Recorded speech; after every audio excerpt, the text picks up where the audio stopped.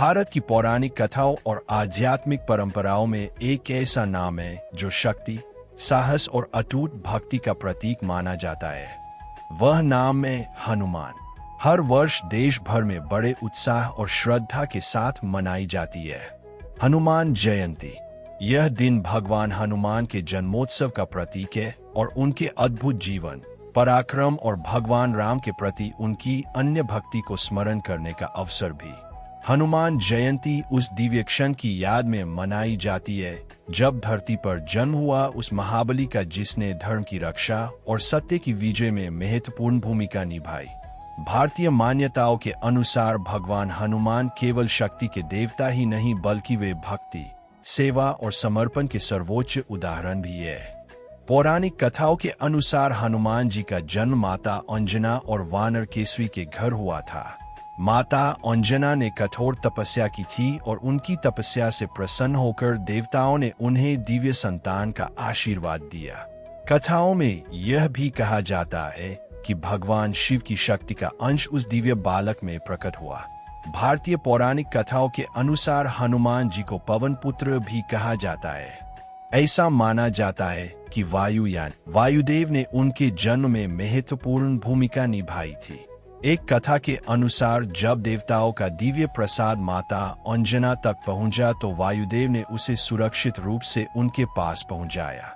इस कारण से हनुमान जी को वायुदेव का पुत्र माना गया और उन्हें पवन पुत्र हनुमान कहा जाने लगा।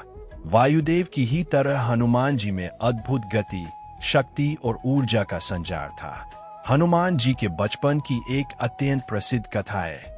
एक दिन बालक हनुमान ने आकाश में चमकते हुए सूर्य को एक लाल फल समझ लिया। वे उसे पकड़ने के लिए तेजी से आकाश की ओर उड़ पड़े। देवताओं ने जब यह दृश्य देखा तो उन्हें आश्चर्य हुआ और ब्रह्मांड में हलचल मच गई। उसी समय देवताओं के राजा इंद्र ने बालक हनुमान को रोकने के लिए अपना दिव्य अस्त्र वज्र चलाया। वज्र के प्रहार से बालक हनुमान की थोड़ी, जिसे संस्कृत में हनु कहा जाता है, घायल हो गए। कहा जाता है कि इसी घटना के कारण उनका नाम पड़ा हनुमान।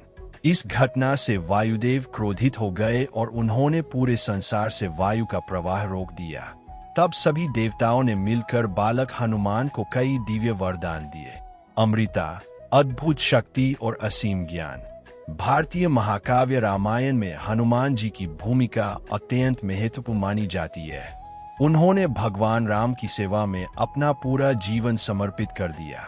समुद्र पार कर माता सीता की खोज करना, लंका में जाकर साहस दिखाना और राम सेना का नेतृत्व करना, यह सभी उनके अद्भुत पराक्रम के उदाहरण हैं। प्राचीन काल से ही हनुमान जी के भक्त उनके जन्मदिवस को विशेष रूप से मनाते आए हैं।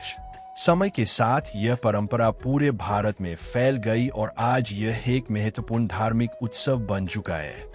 हनुमान जी को चिरंजीवी माना जाता है, यानी वे आज भी इस संसार में मौजूद माने जाते हैं। कहा जाता है कि जहां भी भगवान राम का नाम लिया जाता है वहां हनुमान जी अवश्य उपस्थित होते हैं। हनुमान जयंती केवल एक धार्मिक उत्सव नहीं, यह हमें याद दिलाती है कि सच्ची भक्ति, निस्वार्थ सेवा और साहस से कोई भी असंभव कार्य संभव हो सकता है। और शायद यही कारण है कि सदियों बाद भी हर भक्त की जुबान पर एक ही उद्घोष सुनाई देता है: जय श्री राम, जय हनुमान, जय हनुमान, जय हनुमान।